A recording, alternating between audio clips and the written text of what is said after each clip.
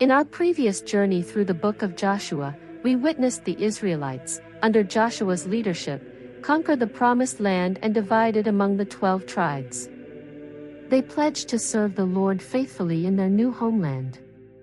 Now, as we turn the page to the book of Judges, let's continue this epic story and discover what happened after Joshua's era. After Joshua died, the Israelites asked the Lord who should lead them in the fight against the Canaanites. The Lord replied that the tribe of Judah should go first, because he had given the land into their hands. So Judah invited the tribe of Simeon to join them in battle, promising to help them in return. Together, they went to war, and the Lord helped them defeat the Canaanites and Perizzites at the city of Bezek, where they killed 10,000 men. They captured the Canaanite king, Adoni-Bezek, cut off his thumbs and big toes, and brought him to Jerusalem, where he died. Adoni-Bezek admitted that he had done the same to 70 kings and said God had repaid him. Judah's army then attacked Jerusalem, captured it, killed its people, and set the city on fire. They continued fighting Canaanites in the hill country, the southern desert, and the valleys. They conquered Hebron, formerly known as Kirjatharba, and defeated the 3 sons of Anak, Sheshai, Ahiman, and Talmai. From there, they attacked Debir, which used to be called Kirjath-Sepher. Caleb made a promise that whoever captured Kirjath-Sepher could marry his daughter, Aksa. Othniel, Caleb's younger brother, captured the city, and so Caleb gave him Aksa as his wife. When Aksa came to her husband, she asked her father for land. Caleb asked her what she wanted, and she said, "Give me a blessing. You've given me dry land, now give me springs of water too." Caleb gave her both the upper and lower springs. The Kenite, who were related to Moses' father-in-law, left the city of palm trees and went with the people of Judah into the wilderness south of Arad. They settled there among the people. Judah and Simeon also attacked the city of Zephath, destroyed it completely, and renamed it Hormah. They captured the cities of Gaza, Ashkelon, and Ekron, along with their surrounding areas. The Lord was with Judah, and they successfully took the hill country, but they couldn't defeat the people in the valley, because those people had iron chariots. Hebron was given to Caleb, just as Moses had promised, and Caleb drove out the 3 sons of Anak from that area. However, the tribe of Benjamin did not drive out the Jebusites living in Jerusalem. As a result, the Jebusites continued living among the Benjamites even to the time this was written. The tribe of Joseph also went up to fight against Bethel, and the Lord was with them. They sent spies to scout the city, which was formerly called Luz.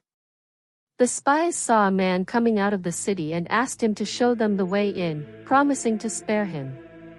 The man showed them the entrance, and they attacked and destroyed the city but let the man and his family go free. He later moved to the land of the Hittites and built a new city called Luz, which still had that name when this account was written. The tribe of Manasseh failed to drive out the people from the cities of Bethshean, Tanakh, Dor, Iblim, and Megiddo. The Canaanites continued to live in those cities. When the Israelites grew stronger, they forced the Canaanites to pay taxes, but they still didn't remove them completely. The tribe of Ephraim didn't drive out the Canaanites in Gezer, so they lived among them. Zebulun also failed to drive out the people of Kitron and Nahalal, and those Canaanites became forced laborers. The tribe of Asher did not remove the Canaanites either and ended up living among them. Naphtali also failed to drive out the people of Beth-Shemesh and Beth-Anath. The Canaanites lived among them, although they were made to pay tribute. The tribe of Dan was pushed into the hill country by the Amorites, who wouldn't let them settle in the valley. The Amorites continued to live in places like Mount Heres, Aijalon, and Shalbim, but the descendants of Joseph eventually became strong enough to force the Amorites into paying tribute. The territory controlled by the Amorites stretched from the slope going up to Akrabim and upward from the rock. An angel of the Lord came from Gilgal to a place called Bochim. The angel spoke to all the people, reminding them of what God had done. He said, I brought you out of Egypt and gave you this land, just as I promised your forefathers. I told you that I would never break my covenant with you. But I also commanded you not to make agreements with the people of this land, and to tear down their altars. Yet, you have not listened. Why have you done this? Because of their disobedience, the Lord declared he would no longer drive out the remaining nations before them. These nations would become thorns in their sides, and their gods would become a trap to them.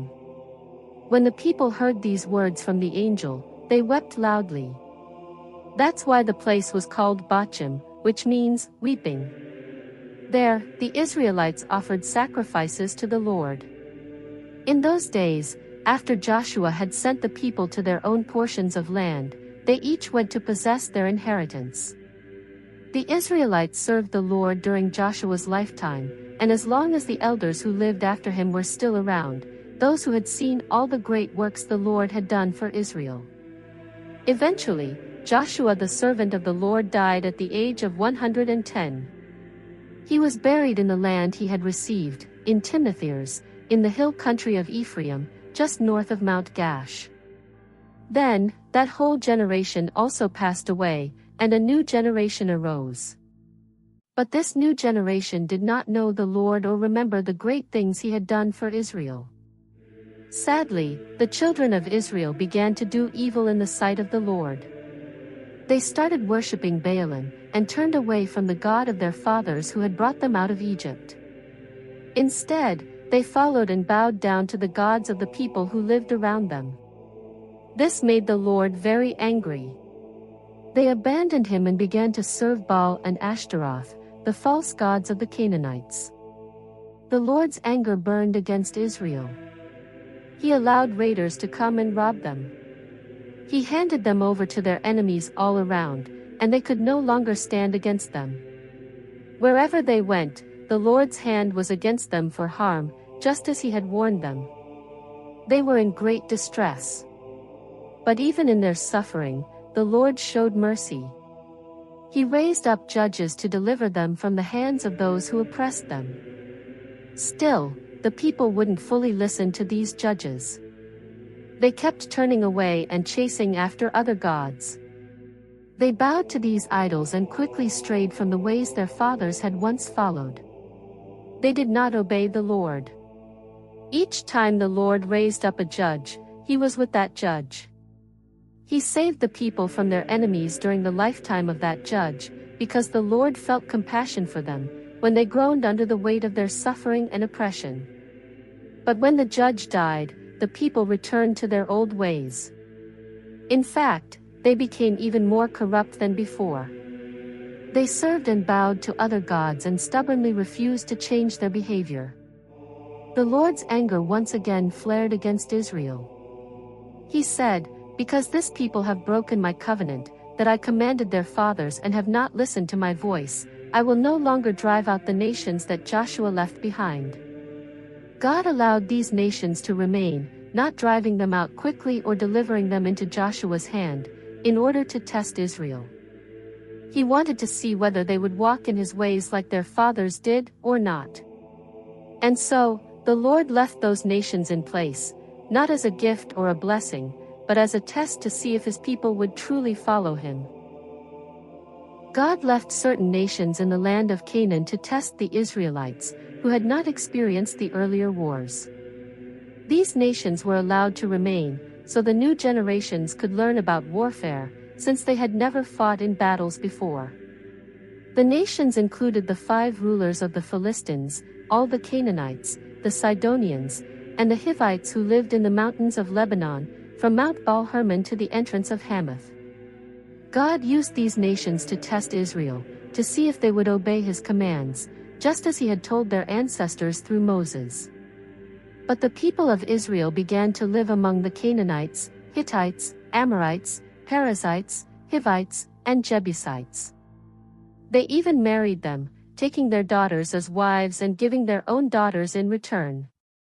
Worse, they began to serve the false gods of these nations. The Israelites did evil in the eyes of the Lord. They forgot the God who had rescued them, and started worshipping Baalim and idols in sacred groves.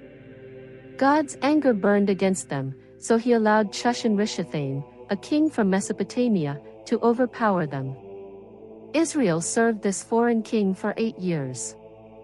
Then the people cried out to the Lord, and he raised up a deliverer named Othniel, the son of Kenaz and Caleb's younger brother. God's Spirit came upon Othniel, and he became the judge of Israel. He led them into battle, and God gave him victory over Chushan-Rishathaim. Othniel's hand prevailed, and the land had peace for 40 years. After that, Othniel died. But once again, the people of Israel did evil in the Lord's sight. So the Lord allowed Eglon, king of Moab, to grow strong against them because of their sins. Eglon joined forces with the Ammonites and Amalekites, attacked Israel, and captured Jericho, also known as the City of Palm Trees. Israel served King Eglon for 18 years. Then, they cried out to the Lord again, and God raised up another deliverer. This time it was Ehud, a left-handed man from the tribe of Benjamin. Ehud was chosen to bring tribute, or a gift, to King Eglon. Before going, Ehud made a dagger with 2 sharp edges, about the length of a forearm. He strapped it under his clothes on his right thigh. When he delivered the gift to Eglon, who was a very large man, Ehud sent the people with him back home. But then he returned alone and told the king, "I have a secret message for you." Eglon told his servants to leave. Ehud came close as the king sat alone in his cool upstairs room.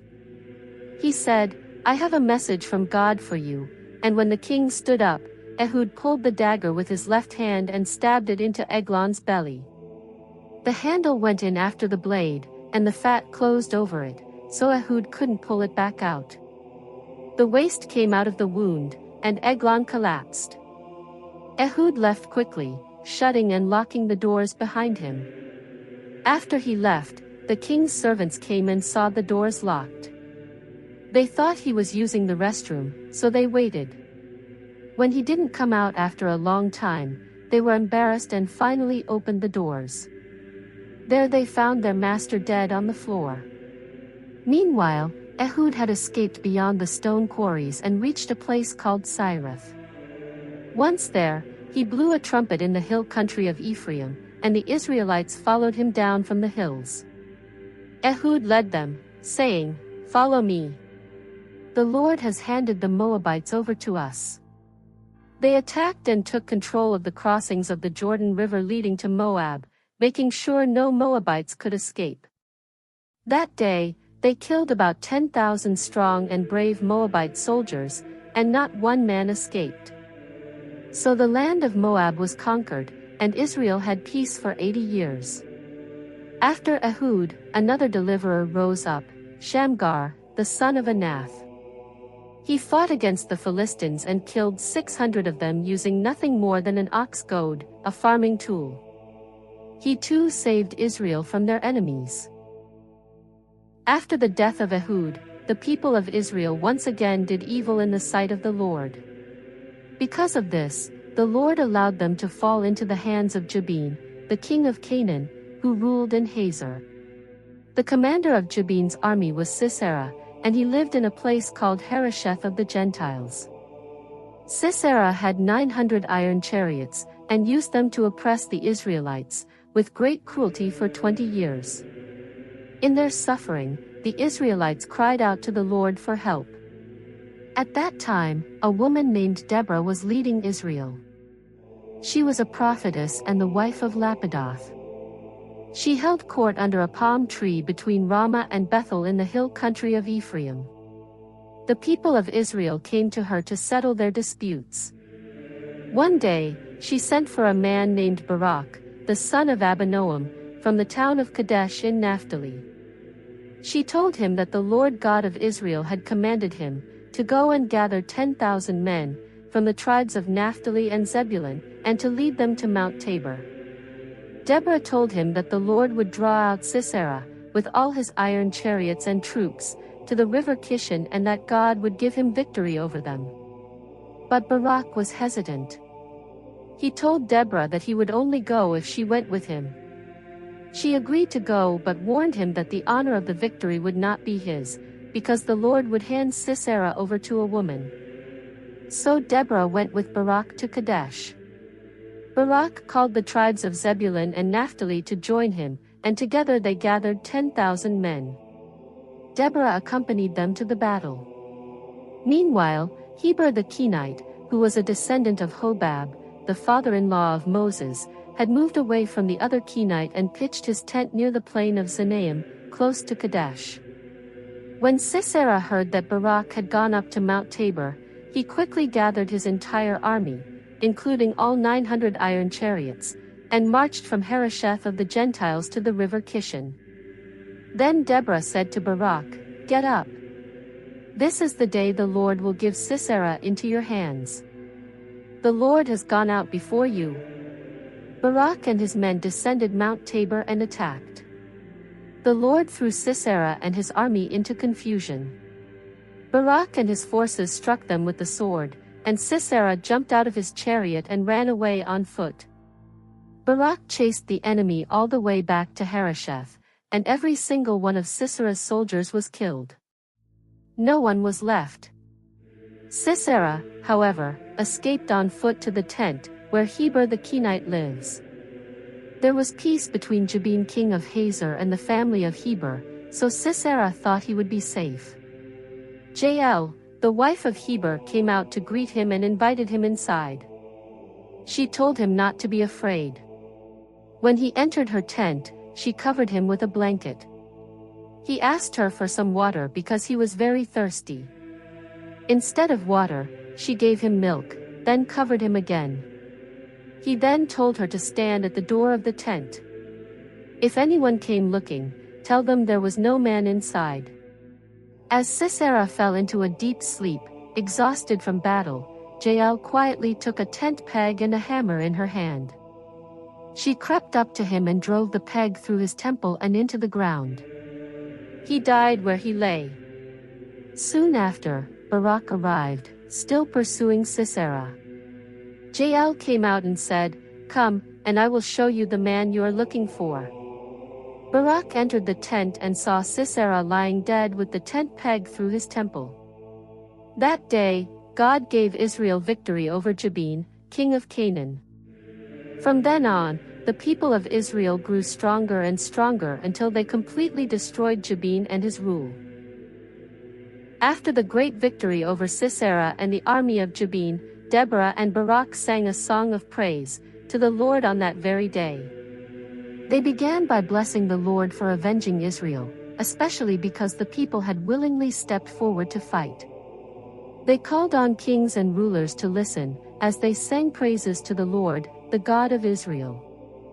They remembered how, when God came out from Seir and marched from Edom, the earth trembled, the skies poured down rain, and even the mountains melted before him, just like they did at Mount Sinai in the presence of the Lord. They recalled that in the days of Shamgar and Jael, life had become so dangerous that people stopped using the main roads. Travelers were forced to take winding paths for safety. Village life had ceased, until Deborah rose as a mother in Israel, to lead the people. The Israelites had turned to other gods, and as a result, war came to their cities. There were no shields or spears seen among 40,000 soldiers in Israel, showing how unprepared they were. Deborah spoke of her admiration for the leaders of Israel, who willingly offered themselves to fight. She called on those who rode donkeys, who passed judgments, and those who walked along the roads, to speak about what God had done. At the watering places, where people gathered, they should talk about the righteous acts of the Lord, especially his kindness toward the villages of Israel. Then, the people would once again come to the city gates in peace. She told herself to awaken and sing, and called on Barak to rise and take those he had captured. She described how the Lord helped the remaining people gain power over the nobles, and how he gave her leadership over strong warriors. Different tribes of Israel played different roles in the battle. Some from Ephraim and Benjamin came forward. Leaders came from Machir, and riders from Zebulun. Issachar's leaders were also with Deborah and followed Barak into the valley. However, some tribes did not join the fight. Reuben stayed with the sheep, thinking deeply but not acting. Gilead remained across the Jordan. Dan stayed with his ships, and Asher stayed on the seashore. But Zebulun and Naphtali were brave and risked their lives on the battlefield. Deborah sang how kings came to fight, especially at Tanakh near the waters of Megiddo, but they gained no reward. Even the stars seemed to fight from the heavens, and the Kishon River swept away Sisera's army. She celebrated how God's power crushed the enemy, and how their horses' hooves pounded and stumbled as their soldiers ran in fear. She even mentioned how the angel of the Lord cursed the town of Meroz, because its people did not come to help the Lord's cause. Deborah gave special praise to Jael, the wife of Heber the Kenite. She was called the most blessed of women in tents. She remembered how Sisera had asked for water, but Jael gave him milk and served it in a fine dish. Deborah described how he collapsed and died at her feet. She also imagined Sisera's mother looking out the window, wondering why his chariot was taking so long. Her attendants tried to comfort her, saying he must be dividing the spoils of war, taking colorful cloths and perhaps women as prizes, but the reality was that he would never return. Deborah ended the song with a prayer, that all enemies of the Lord would perish like Sisera, but those who love God would shine like the rising sun in all its strength.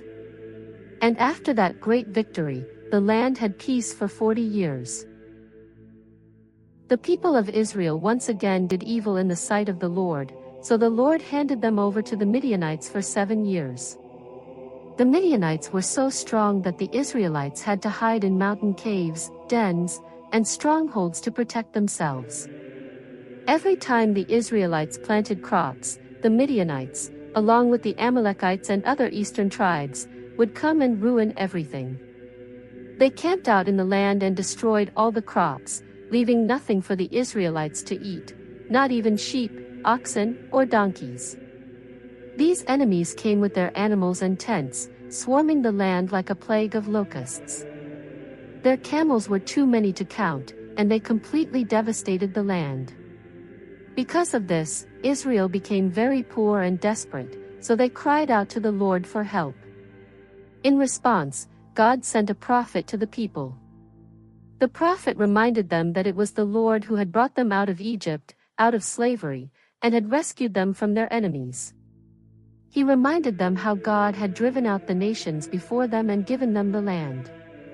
God had told them not to worship the gods of the Amorites, but they had not listened to his voice. One day, an angel of the Lord came and sat under an oak tree in the town of Ophrah. This tree belonged to Joash, a man from the Abiezrite clan.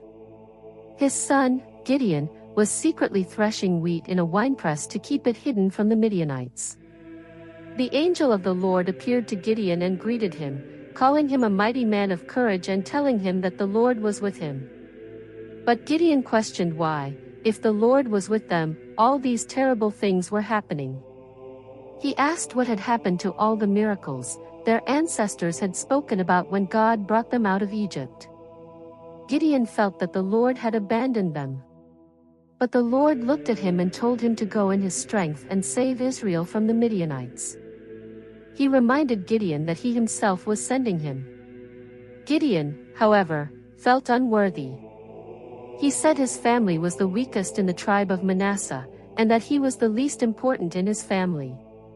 But the Lord reassured him, saying, "I will be with you, and you will defeat the Midianites as if they were just one man." Gideon asked for a sign to be sure that it was truly the Lord speaking to him. He asked the Lord to wait while he went to bring an offering. So Gideon went and prepared a young goat, and made bread without yeast from a good amount of flour. He put the meat in a basket and the broth in a pot, then brought them to the angel under the oak tree. The angel told Gideon to place the meat and the bread on a rock, and to pour the broth over them. Gideon did as he was told. Then the angel of the Lord touched the food with the tip of his staff, and fire rose out of the rock, and completely burned up the meat and the bread. After that, the angel disappeared. Realizing he had seen an angel of the Lord face to face, Gideon became afraid and cried out, "Oh no!" But the Lord said to him, "Peace be with you. Don't be afraid. You will not die." So Gideon built an altar there and called it, "The Lord is Peace." That altar was still standing in Ophrah at the time this story was recorded. That same night, the Lord spoke to Gideon again. He told him to take his father's second bull, which was 7 years old, and tear down the altar to Baal that belonged to his father. He was also to cut down the wooden idol next to it, and build a new altar to the Lord on top of a strong rock. There, Gideon was to sacrifice the bull using the wood from the idol. Gideon obeyed, but because he was afraid of his family and the people of the town, he did it at night with 10 of his servants. The next morning, the townspeople saw that Baal's altar had been destroyed, the wooden idol had been cut down, and a new altar had been built with the bulls sacrificed on it. They asked who had done it, and after investigating, they found out it was Gideon. The men of the town wanted to kill him, but Joash, Gideon's father, stood up for him. He said that if Baal was really a god, he could defend himself. Because of this, they started calling Gideon Jerubbaal, meaning, "Let Baal fight for himself." Then all the Midianites, Amalekites, and other eastern peoples gathered together and set up camp in the valley of Jezreel. But the Spirit of the Lord came upon Gideon, and he blew a trumpet to call the people of Abiezer to join him.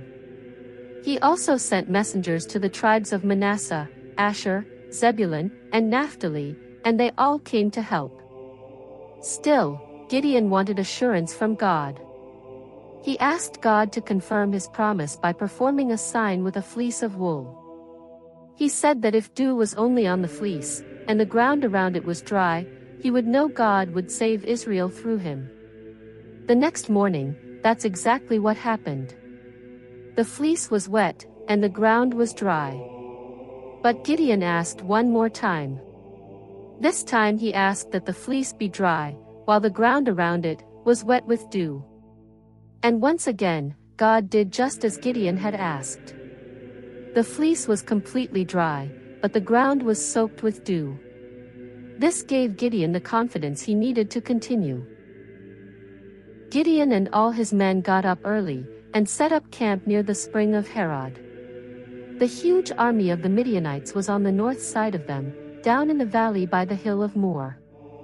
But the Lord spoke to Gideon and said, "You have too many men. If I let you win, with this many people, Israel might boast and say, 'They saved themselves without my help.'" So the Lord told Gideon to announce the people, "Anyone who is afraid can go home." When he did, 22,000 men left, and only 10,000 remained. But the Lord said, that was still too many. He told Gideon to take the men to the water, and their God would show him who should stay. The Lord said to separate the men, based on how they drank the water, those who lapped it up with their hands, like a dog would be chosen, and those who knelt to drink directly from the stream would not. Only 300 men drank from their hands, and God said, "With these 300, I will save you and give you victory over the Midianites." So Gideon sent all the others home but kept the 300, along with their supplies and trumpets. The Midianite army was still in the valley below. That night, the Lord told Gideon, "Go down and attack the camp. I have already handed it over to you. But if you're afraid, go down first with your servant Phurah, and listen to what the Midianites are saying. That will give you courage." So Gideon and Phurah quietly went down near the edge of the Midianite camp. The Midianites, Amalekites, and other eastern tribes were spread out across the valley like a swarm of locusts, and their camels were countless, like sand on the seashore. When Gideon got close, he heard one man telling a dream to another. The man said, "I had a dream. I saw a round loaf of barley bread tumble into the Midianite camp. It hit a tent so hard that the tent collapsed. The other man replied, "That can only mean the sword of Gideon, the son of Joash, from Israel. God has given Midian and the whole camp into his hand." When Gideon heard the dream and its meaning, he bowed down and worshipped God. He returned to the camp of Israel and said, "Get up. The Lord has given us victory over the Midianite camp." He divided the 300 men into 3 groups. Each man was given a trumpet and an empty clay jar with a torch hidden inside. Gideon told them, "Watch me and do what I do. When I reach the edge of the camp and blow my trumpet, you do the same. Then shout, 'The sword of the Lord and of Gideon.'" Around midnight, just as the enemy had changed guards, Gideon and his group approached the edge of the camp. They suddenly blew their trumpets, smashed their clay jars, and held their torches high in their left hands while blowing their trumpets with their right hands. All 3 groups did the same, surrounding the camp and shouting, "The sword of the Lord and of Gideon." The Midianite soldiers panicked, shouted, and ran in every direction. The Lord caused so much confusion that they started attacking each other with their swords. The enemy fled to places like Bethshittah and Zererath, all the way to the border near Abel-Meholah and Tabbath. The Israelites from Naphtali, Asher, and Manasseh joined in and chased after the Midianites. Gideon also sent messengers throughout the hill country of Ephraim, asking them to block the roads leading to the Jordan River so the enemy couldn't escape. The men of Ephraim gathered and took control of the water crossings, near Bethbara and the Jordan. They captured 2 of the Midianite leaders, Oreb and Zeb. They killed Oreb at the rock, named after him, and Zeb at a winepress, called by his name. Then they brought their heads to Gideon, who was now on the other side of the Jordan River. The men of Ephraim was upset, came to Gideon. They asked him why he didn't call them to join the battle from the beginning. They were angry and argued sharply with him. But Gideon replied humbly, "What I've done is nothing compared to what you've accomplished. Even the leftover grapes gathered by Ephraim are better than the best part of Abiezer's harvest. God gave the princes, Oreb and Zeb, into your hands. What could I have done that compares with that?" His gentle words calmed their anger. Gideon and his 300 men, though tired, kept chasing the remaining Midianite kings, Zebah and Zalmunna. When they reached Succos, Gideon asked the leaders of the town to give bread to his exhausted men, because they were still pursuing the enemy kings. But the leaders of Succos mocked him, asking, "Do you already have Zebah and Zalmunna in your hands? Why should we give your army bread?" Gideon replied, "When the Lord delivers them into my hand, I will come back and punish you with thorns and briars from the wilderness." Then he went to the town of Penuel and made the same request, but they also refused him. So Gideon told them, "When I return safely, I will tear down this tower." Zebah and Zalmunna were in Karkor with about 15,000 soldiers left, the only survivors from an army of 120,000, who had once carried swords. Gideon took a different route, east of Nobah and Jogbehah, and surprised the enemy, while they were resting. He defeated their army, and captured Zebah and Zalmunna. Then Gideon returned from battle before sunrise. Along the way, he captured a young man from Succos, and asked him about the leaders of the city. The young man listed the names of 77 officials. Gideon then went to Succos and said, "Here are the kings you mocked me about. Remember when you refused to help?" He took the leaders and punished them with thorns and briars, just as he had promised. Then he went to Penuel, tore down their tower, and killed the men of the city. After that, Gideon questioned Zebah and Zalmunna, asking, "What kind of men did you kill at Tabor?" They answered, "They looked like you, like sons of a king." Gideon replied, "Those were my brothers, the sons of my mother. If you had spared their lives, I would not kill you." Then he told his oldest son, Jether, to kill them, but the boy was afraid and didn't do it. He was still very young. Zebah and Zalmunna told Gideon, "You do it." A man's strength shows in his actions.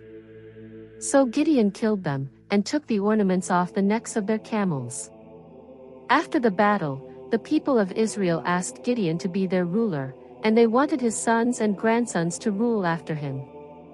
But Gideon said, "I will not rule over you, and neither will my son. The Lord will rule over you." However, he made one request, that each man give him one gold earring, from the spoils they had taken. The people agreed and spread out a garment, putting in earrings until they collected about 1,700 shekels of gold. This didn't include the ornaments, purple clothing from the Midianite kings, and chains from their camels. With this gold, Gideon made a special garment called an ephod and placed it in his hometown, Ophrah. Sadly, the people of Israel began to treat it like an idol and worship it. It became a trap for Gideon and his family. Despite this, Midian was completely defeated and never rose again. The land had peace for 40 years during Gideon's lifetime. Gideon went back to live at home. He had 70 sons, for he had many wives. He also had a concubine in Shechem who gave birth to a son named Abimelech. Gideon lived to an old age and died. He was buried in his father Joshua's tomb in Ophrah. But after his death, the people of Israel once again turned away from God. They began to worship the Baals and chose Baal-berith as their god. They forgot the Lord who had rescued them from all their enemies, and they did not show any kindness to Gideon's family, even though he had done so much good for Israel. After Gideon died, his son Abimelech went to the city of Shechem, where his mother's relatives lived. He spoke to his mother's relatives, saying, "What's better for you, having all 70 of Gideon's sons rule over you, or just one man? And don't forget, I'm your own flesh and blood." His mother's relatives talked to the leaders of Shechem and repeated Abimelech's words, and their hearts leaned toward supporting him, saying, "He is our brother." So the leaders of Shechem gave Abimelech 70 pieces of silver from the temple of Baal-berith. Abimelech used this money to hire some reckless and worthless men who followed him. Then he went to his father's house in Ophrah and killed all his brothers, 70 sons of Gideon, on one stone. Only Jotham, the youngest, escaped, because he hid himself. The people of Shechem and the house of Millo came together, and made Abimelech a king, beside the pillar in Shechem. When Jotham heard what had happened, he climbed to the top of Mount Gerizim and shouted to the people below. He told them a story. Once upon a time, the trees wanted to anoint a king. They asked the olive tree to be king, but it refused, not wanting to leave its rich oil that honors God and man. Then they asked the fig tree, but it didn't want to leave its sweet fruit. Then they asked the vine, but it didn't want to stop producing wine that brings joy. Finally, they asked the bramble, and it said, "If you truly want me to be king, come and rest under my shadow. But if not, let fire come from me and burn down the cedars of Lebanon." Jotham then said, "If you've truly and sincerely made Abimelech king, then rejoice. But if not, may fire come out from him and destroy Shechem and Millo, and may fire come out from them and destroy Abimelech." After saying this, Jotham fled to a place called Beer, afraid of what Abimelech might do. Abimelech ruled over Israel for 3 years. Then God sent a spirit of conflict between him and the leaders of Shechem, and they turned against him. This was God's way of punishing Abimelech for killing his brothers and the leaders of Shechem who helped him. The people of Shechem set men to ambush travelers on the mountains, and Abimelech heard about it. Around that time, a man named Gaal, son of Ebed, came to Shechem with his relatives, and the people began to trust him. During a festival in the fields, they harvested grapes, made wine, and had a feast in the temple of their god. While drunk, they cursed Abimelech. Gaal boldly said, "Who is Abimelech, and why should we serve him? Isn't he just the son of Gideon, and isn't Zebul just his officer? Let us serve the people of Hamor, the founder of Shechem." I wish I were in charge, I'd get rid of Abimelech. He even challenged Abimelech to come and fight. Zebul, the city's ruler and supporter of Abimelech, heard what Gaal said and became angry. He secretly sent messengers to Abimelech to warn him, and told him to come at night and hide in the fields. Then, in the morning, he could attack when the people came out. Abimelech followed the plan and divided his men into 4 groups, hiding them in the fields. When Gaal stood at the city gate, Abimelech's men began to appear. Gaal said, "Look, people are coming down from the hills." But Zebul said, "It's just the shadows on the mountains." Then Gaal saw more groups coming and said, "Look, more people are coming." Zebul replied, "Now where's your big mouth? You said, 'Who is Abimelech? Go out and fight him.'" So Gaal went out with his men and fought Abimelech, but he was defeated and ran back to the gate. Many of his men were wounded or killed. Abimelech stayed in a nearby town called Arumah, and Zebul drove Gaal and his family out of Shechem. The next day, the people of Shechem went out to the fields again, and someone reported this to Abimelech. He divided his army into 3 groups and hid in the field. When he saw the people coming out, he attacked them. One group blocked the city gate, and the others attacked those in the fields, killing many. Abimelech fought the city all day, captured it, killed the people, destroyed the city, and scattered salt over the ruins to curse it. The remaining people of Shechem ran into a stronghold in the temple of their god Berith.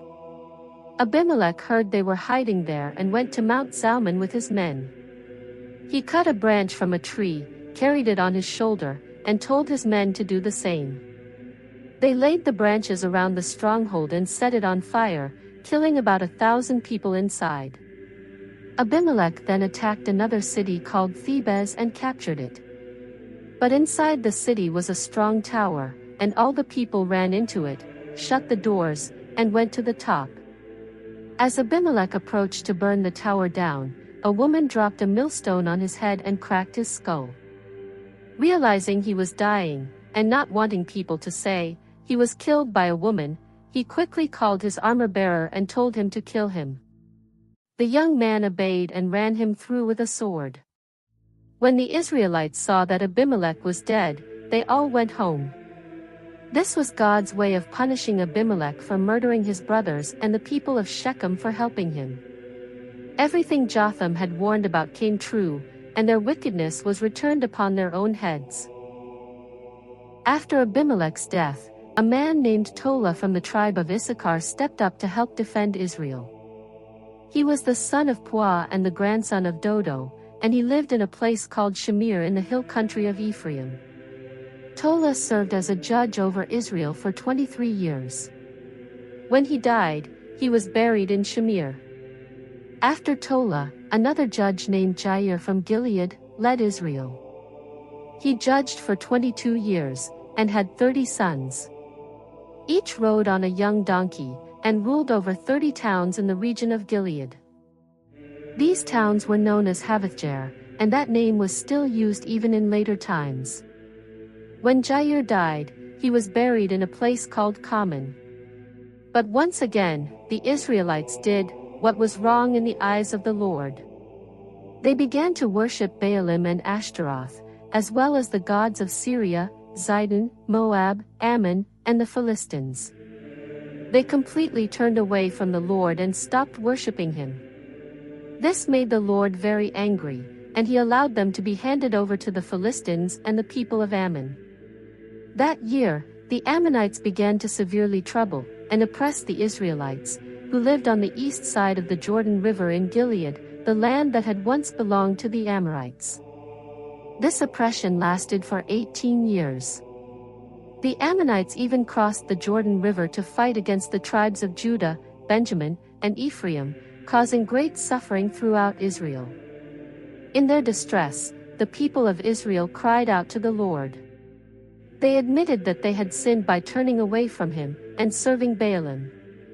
But the Lord replied by reminding them of how many times he had rescued them, saving them from the Egyptians, the Amorites, the Ammonites, and the Philistines. He mentioned how the Sidonians, Amalekites, and Maonites had also oppressed them, and when they cried out, he saved them. Yet despite all this, they had once again turned their backs on him and chosen to serve other gods. So the Lord told them he would no longer help them. He told them to cry out to those false gods they had chosen, and see if they could save them in their time of trouble. The Israelites realized how wrong they had been, and said to the Lord, "We have sinned. Do whatever you think is right with us, but please rescue us today." Then they got rid of all the foreign gods they had been worshipping, and began to serve the Lord again. Seeing their misery and their change of heart, God felt sorrow for them. Meanwhile, the Ammonites gathered their army and camped in Gilead, preparing for war.